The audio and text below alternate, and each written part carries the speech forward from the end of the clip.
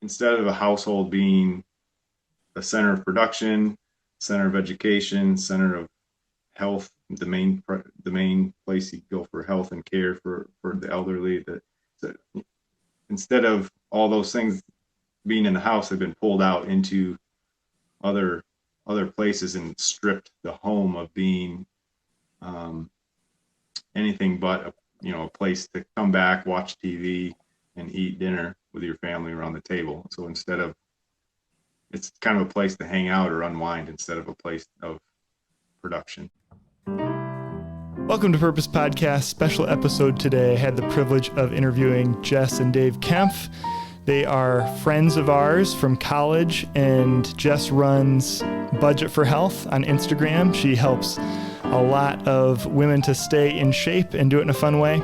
So I'm really thrilled to have them on the podcast. I think you'll enjoy it. They talk about paying off a lot of debt in their first year of marriage, and then also the concept of the productive household and how that shapes how they think about their money.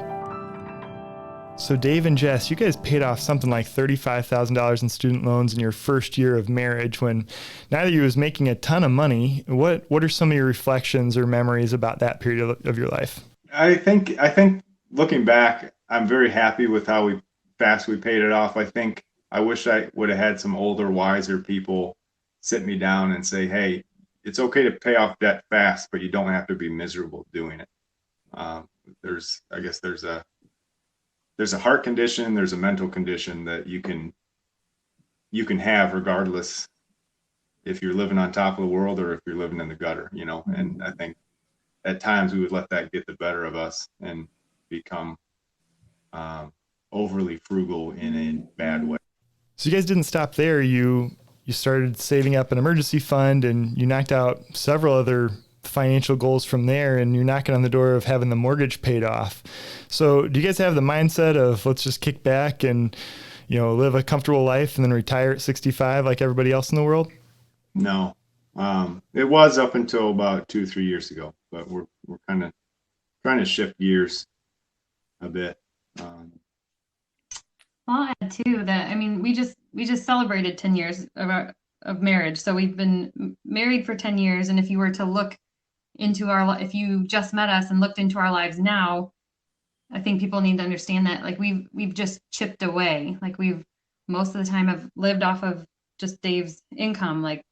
90% of our marriage, we have made less than $100,000. So we've been able to do all of this just by figuring out what our priorities are and chipping away. And definitely chipping away.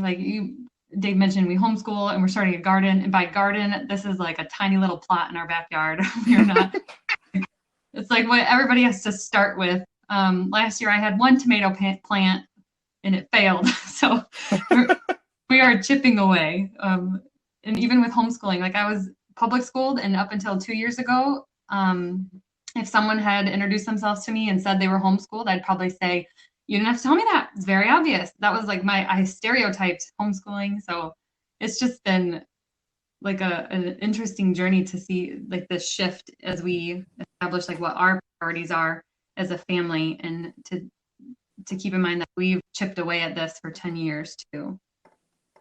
So you guys have gotten creative and have been able to chip away at some of these goals by bringing on some side hustles, some additional income. What does that look like in your family? Well, for me, when I had always been into working out and exercise, I enjoyed it, athlete in high school and college. And it was one of the things that we did when we had our first daughter was we canceled our gym membership because we were trying to save money in different ways.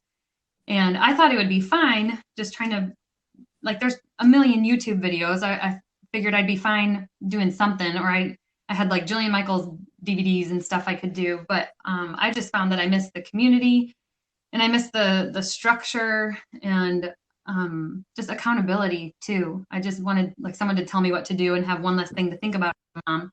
And so I started doing home workouts with a friend. And that's kind of what led into my virtual health coaching. I'm a registered dietitian, but so I guess it seemed like a natural pairing to partner with Beachbody, which is a multi-level marketing company, and I just started it as a way to get my own accountability. Like I invited other moms to do the workouts that I was doing, and I had no plans on it making money. Like you'd get that paycheck and it was like $14. Like, oh, that's nice. Like, it contributed nothing at first. But I wasn't planning on making money. I just did this for myself and to have, like, I write down my why every week, and it's to prioritize my own health, help others do the same, and then early mortgage payoff and just celebrate side income with my team. So that's my specific side. I don't even like saying side hustle because it's like mornings before the kids wake up and naps when they'll let me. So it's like I've always wanted to be a stay-at-home mom. I don't want to get to a point where like I'm working a lot of hours. I want this to continue to be a hobby that's like an overflow of what I'm already doing. So I guess just financially, like I can't guarantee any specific income, but I mean, when I started, I made like $6,000 the whole year, which was still kind of neat considering I was planning on making zero. But wrapping up my fourth year, we came in at $20,000. So it was like just to see how just my consistency with doing something that I love doing, that helps me be a better mom, better wife. And then it's just diversified our income as well. We don't rely on it. We still only budget off of Dave's income, and everything that I make is going to the mortgage. So that's one example. And we're trying to think of other ways that we can diversify our income and aren't quite sure what that looks like yet.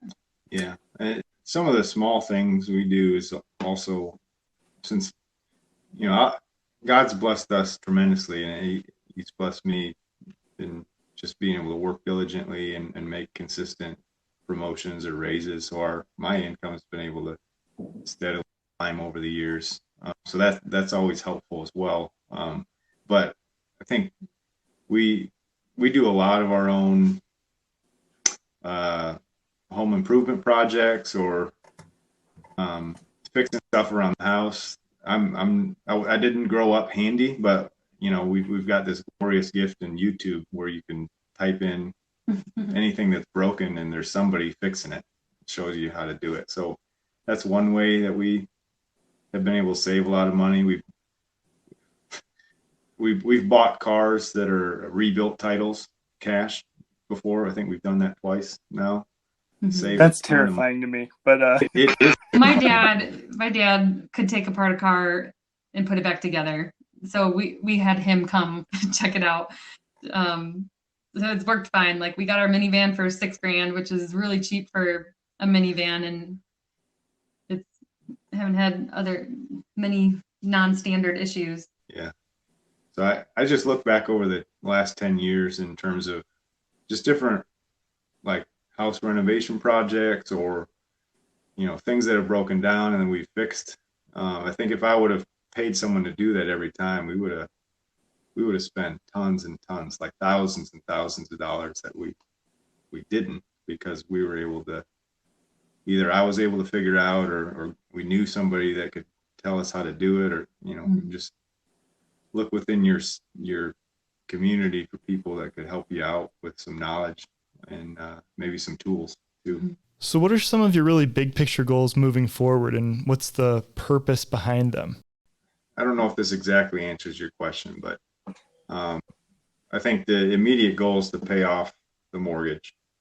And I think beyond that, we're moving towards, I think what, I don't know, I guess you'd call it a productive household where I think I read, one of the big catalysts for me a couple years ago was reading a book by a guy named, the author named C.R. Wiley, W-Y-L-E-Y, I believe, called Man of the House. And I think it's focused on writing towards young men. I think it'd be best for like an 18-year-old man to read, but I don't have to be. But it was a good mindset for me with kind of looking at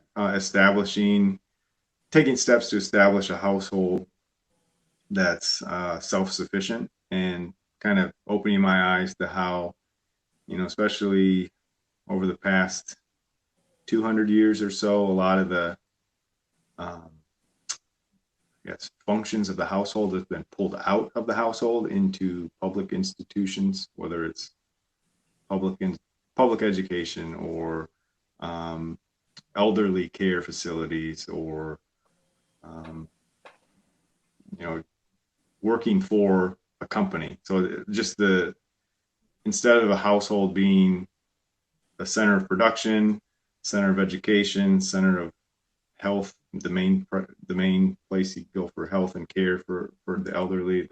That instead of all those things being in the house, they've been pulled out into other other places and stripped the home of being um, anything but a place to come back, watch TV, and eat dinner with your family around the table. So instead of it's kind of a place to hang out or unwind instead of a place of production. So we're we're trying to move in that direction of we're starting to homeschool our kids and trying to figure out ways to have side hustles and ways to be a little more financially independent with both generating money uh, and we're starting a garden and we're trying to find ways to be a little more self-sufficient in certain ways, less dependent on big institutions that are we're told they're too big to fail, but that's obviously bad bad advice. So, what's it going to take to become completely financially independent? Yeah, I think that's kind of that's what's on our minds, and I think that's ultimately my goal. We're kind of in the exploratory phase right now, so we're immediate goals to pay off the mortgage, and then part of what we're going to do with that extra money is just start saving for something, whether it's kind of a starter fund for a business idea or go towards investment property, or I don't know yet. We're kind of feeling that out, trying to weigh the options, but like it's hard for me to say what our goals are there, but we have a general goal of trying to take steps to become more financially independent and less dependent on an employer. Like I don't necessarily know if that means that I'll be able to ever quit a job as a consulting engineer. I hope so, but we'll see how it plays out. The more streams of income you have, I think the better off you are, and the more resilient you are. Yeah, I mean, when you have enough passive income coming in to cover your monthly expenses, that's the point at which you become financially independent. So, how does this whole thing, the productive household, how does it fit in when you start thinking about your kids and their stages after leaving the house, whether it's getting married or starting a business, a career, or going to college, whatever that might be?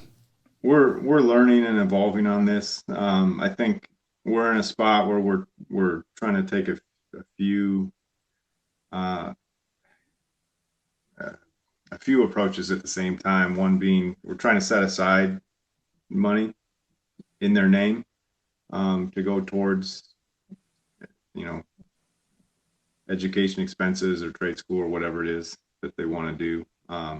We're also looking at ways for us to have side hustles and passive incomes that could also help come when that time comes to help pay tuition if we need to. We're looking at trying to pay off our mortgage very quickly as well, so we can be freed up, be completely debt free, and so then we can start allocating that money towards our real estate or business or further investing in their college savings accounts. So we've got a lot of options. We're not real sure. We're trying to take a lot, pursue a lot of those options at once.